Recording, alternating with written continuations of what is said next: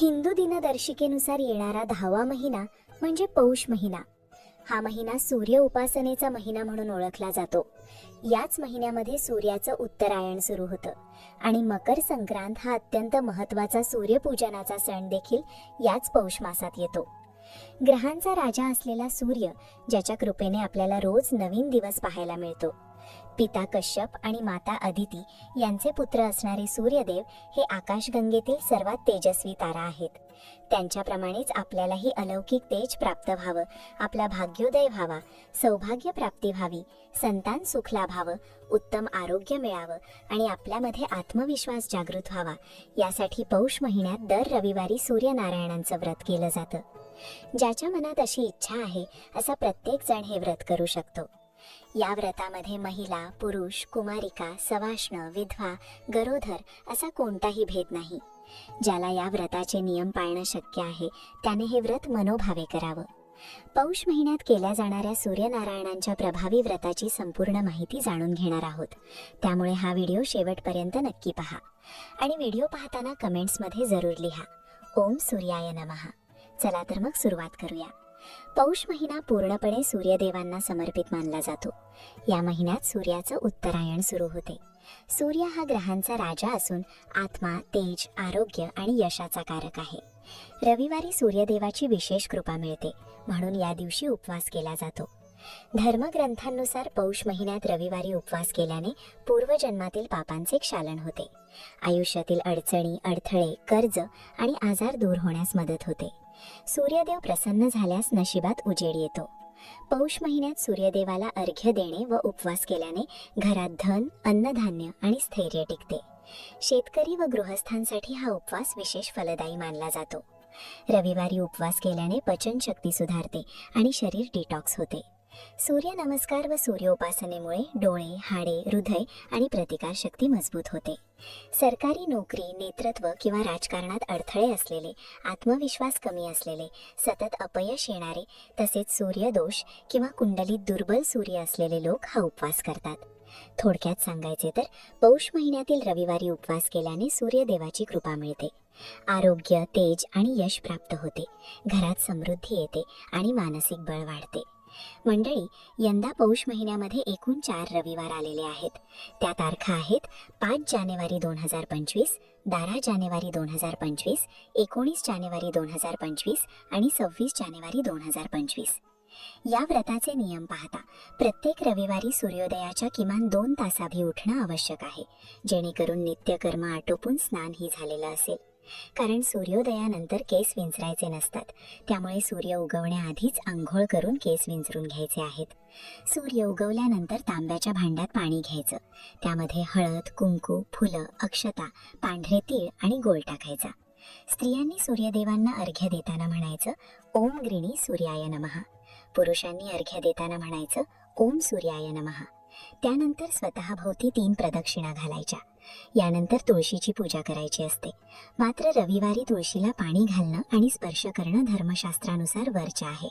त्यामुळे तुळशीला स्पर्श न करता तिच्या मुळाशी 1 चमचा गाईचं दूध आणि चिमूटभर हळद अर्पण करायची. तुळशीपाशी तुपाचा दिवा लावायचा. तुपाचा दिवा शक्य नसेल तर तेलाचा दिवा लावला तरी चालेल. ओम नमो भगवते वासुदेवाय हा मंत्र म्हणायचा. त्यानंतर तुळशीवर दुरूनच हळदी, कुंकू, फुलं, अक्षता वाहून नमस्कार करायचा. स्त्रियांनी स्वतःलाही हळदी कुंकू लावायचा आहे. या दिवशी तुळशीला वाण म्हणून तीळ, ऊस, गाजर, बोरं, गूळ अर्पण करू शकता. हे शक्य नसेल तर किमान तिळगुळ वाहिला तरी चालेल. प्रदक्षिणेसाठी जागा असेल तर तुळशीला 1 प्रदक्षिणा घालू शकता. जागा नसेल तर स्वतःभोवतीच 1 प्रदक्षिणा घालून पुन्हा तुळशी मातेला नमस्कार करायचा. या दिवशी सूर्यनारायणांची पूजा करतानाच विष्णुरूप नारायणांची पूजा देखील केली जाते. पण रविवारी तुळशीची पानं तोडता येत नाहीत. त्यामुळे शनिवारी सूर्यास्तापूर्वीच तुळशीची पानं तोडून ठेवावीत. जर ते राहिलं असेल तर घरातील लहान मुलांकडून किंवा पुरुषांकडून ती पानं तोडून घ्यावीत. एक उपयोगी कल्पना सांगते मंडळी. घरात पूजेची 1 तुळस ठेवावी आणि वेगळ्या कुंडीत काही तुळशीची रोपं लावून ठेवावीत. जेव्हा रविवारी किंवा एकादशीला पूजेसाठी तुळस हवी असेल तेव्हा या अतिरिक्त तुळशीची पानं वापरावीत. यानंतर सूर्यनारायण व्रताची साधी आणि सोपी पूजा मांडायची. ही पूजा अंगणात, गॅलरीत, गच्चीवर किंवा घरात कुठेही करता येते. शक्यतो सूर्याच्या कोवळ्या किरणांमध्ये पूजा करावी, पण ते शक्य नसेल तर घरात केली तरी चालते. महत्त्व भक्तिभावाचं आहे. पूजेला बसताना तोंड पूर्वेला असावं. पाटावर लाल कापड अंथरायचं. रांगोळीने सूर्यनारायण काढायचे. सूर्याच्या डाव्या बाजूला गोपद्म म्हणजे गायीची पावलं काढायची.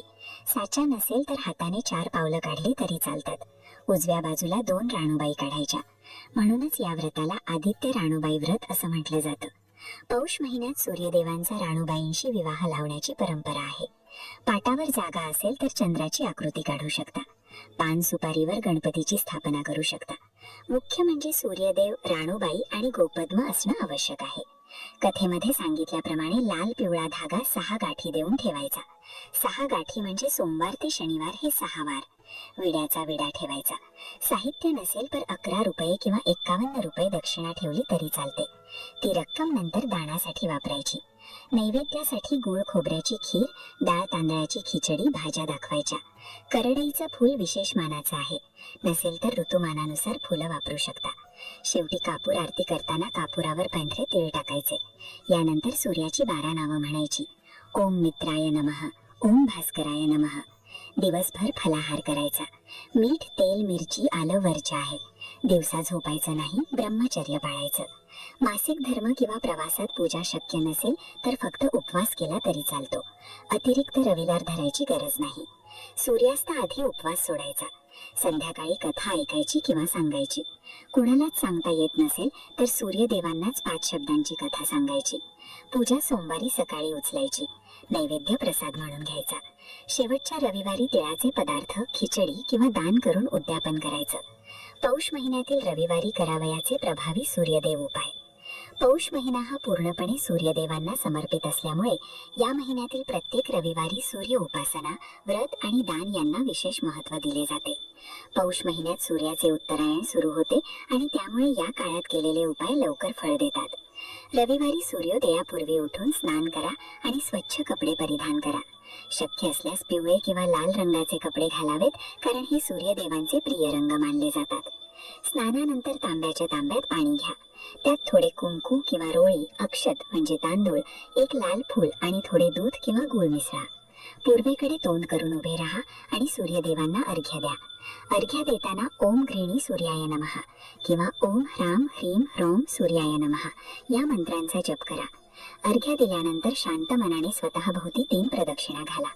त्यानंतर घरातील देव्हाऱ्यात किंवा सूर्ययंत्रासमोर दीप लावून सूर्यदेवांची साधी पूजा करा. पूजेमध्ये धूप, अक्षत, लाल फुलं आणि साधा नैवेद्य अर्पण करा. शक्य असल्यास रविवारी आदित्य हृदय स्तोत्र, सूर्यकवच किंवा सूर्यदेवांशी संबंधित एखादी कथा वाचा किंवा ऐका. पौष महिन्यातील रविवारी व्रत ठेवायचे असल्यास दिवसभरात एकदाच साधा, सात्विक आणि निरामिष आहार घ्यावा. या दिवशी मीठ, तेल आणि फार तिखट पदार्थ टाळावेत. संध्याकाळी खीर, गूळ पोहा, फळं किंवा इतर गोड सात्विक पदार्थ घेणे शुभ मानले जाते. आरोग्य, तेज आणि पापक्षालनासाठी तीळ, गूळ, गहू, लाल वस्त्र किंवा तांब्याचे भांडे आपल्या सामर्थ्यानुसार दान करावे. काही परंपरांमध्ये रविवारी तिळभात किंवा तिळाची खिचडी बनवून प्रथम सूर्यदेवांना नैवेद्य दाखवला जातो. नंतर तो नैवेद्य प्रसाद म्हणून सेवन केला जातो. यामुळे आरोग्य, आत्मविश्वास आणि ऐश्वर्य वाढते असा समज आहे. आरोग्य व रोगनाशासाठी प्रत्येक रविवारी नियमित सूर्याला अर्घ्य देणे आणि आदित्य हृदय स्तोत्राचा जप करावा. धन, वैभव आणि यशासाठी पौष महिन्यातील सर्व रविवारी व्रत करावे, गूळ तिळाचे दान करावे आणि लाल फुलांनी सूर्यदेवांची पूजा करावी. मंडळी, व्हिडिओ आवडला असेल तर लाईक करा, शेअर करा आणि अशाच धार्मिक माहितींसाठी स्वामी भक्ती दिंडोरी प्रणित या चॅनलला सबस्क्राईब करा. पौष महिन्यातील रविवारच्या व्रतासाठी तुमच्या सर्व परिवाराला हार्दिक शुभेच्छा. हे नवीन वर्ष तुम्हाला सुख, समृद्धी, आनंद आणि भरभराटीचे जावो, हे सूर्यनारायण चरणी प्रार्थना. श्री स्वामी समर्थ.